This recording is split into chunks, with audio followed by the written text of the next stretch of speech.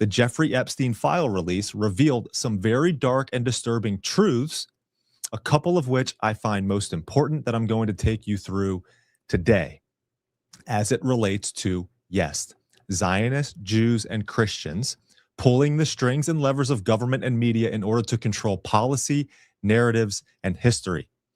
This is the real story, and all of this ties together today. Yes, these files prove kind of what we already knew, that the elitist class lives on different terms and are held to a different standard than the rest of us are. They consider themselves above us. They consider us, in fact, subhuman. And why might that be? We're going to start here with the Deputy Attorney General, Todd Blanche, addressing the Epstein file release. This perfectly highlights the absolute joke this Epstein file release has become and just how stupid these people in power really think that we are. I'm Zach Costello. You said this is the end of the Epstein, of your review of the Epstein files. So just to clarify, is the public going to learn the identities of the men who abused the girls with the information that you're releasing? And if not, why not? And then I have a quick follow-up. I mean, you just baked in an assumption into your question that I have never said and I don't know to be true. Is the public going to learn about men that abuse these girls? Like, what does that mean? I mean, I don't understand what that means. Well, I mean, they're the men who abused the young women through Epstein's, Look, we said in July, and it remains as true today as it was in July. If we had information, we meaning the Department of Justice, about men who abused women, we would prosecute them, right? We talked about the work that we're doing. That's why I said that. I said this earlier. There's this built-in assumption that somehow there's this hidden tranche of information of men that we know about that we're covering up or that we're choosing not to prosecute. That is not the case. I don't know whether there are men out there that abuse these women.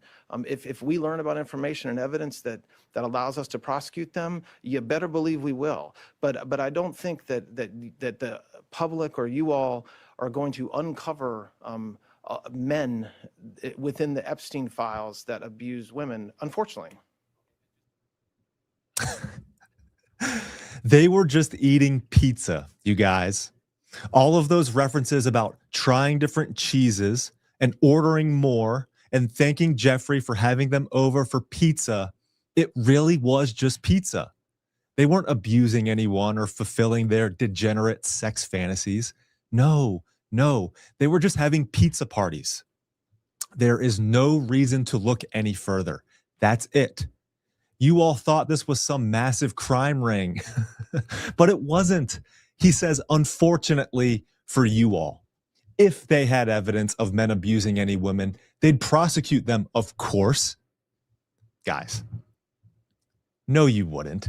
And look, at this point, we just want the names, every single one of them. We know that you guys will not do anything about this. And we know that you're not going to do, you're not doing anything about this, okay? We just want the names because we want to know the vile, disgusting degenerates who participated in these pizza parties, okay? It's no big deal. If we just want to know who likes pizza, okay? That's fine, right? It's all good? No. The reason being is because the hatred is really for all of us. The goyim, the goy, white non-Jews, Gentiles. I want to show you this. Mike Cernovich, he put this up.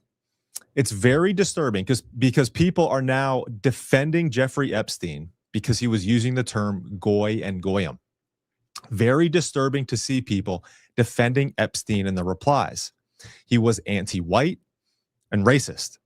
It's all over the emails. Some are saying it's a blood libel that I posted how he used the term goy. This is a deal breaker for me. If you support Epstein hating whites, please leave.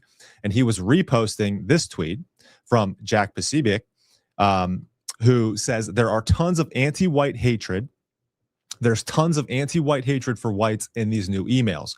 Goy, goyim all over. It's clear that Epstein had no qualm with fleecing whites financially, as well as grooming young white girls.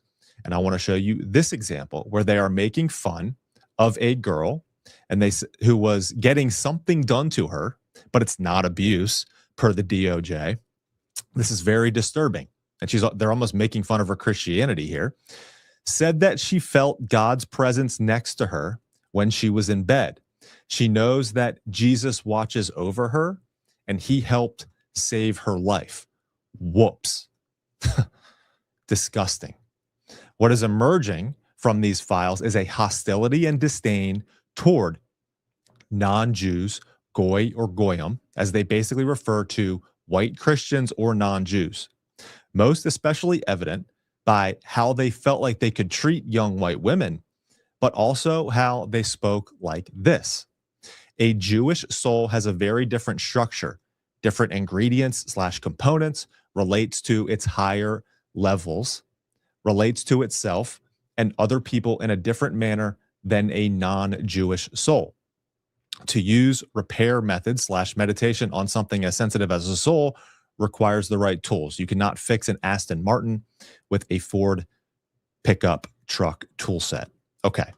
And then you have here Epstein emailing himself, which when he does that, he's actually talking to Ghislaine Maxwell. And he says, at my dinner table, I asked, why are you right-wing guys so anti-Semitic?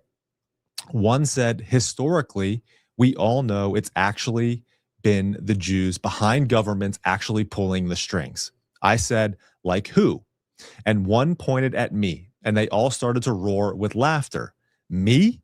And one guy said, how do you explain in only 3 days there have been princes, prime, and other ministers, plus 2 presidents of world bodies?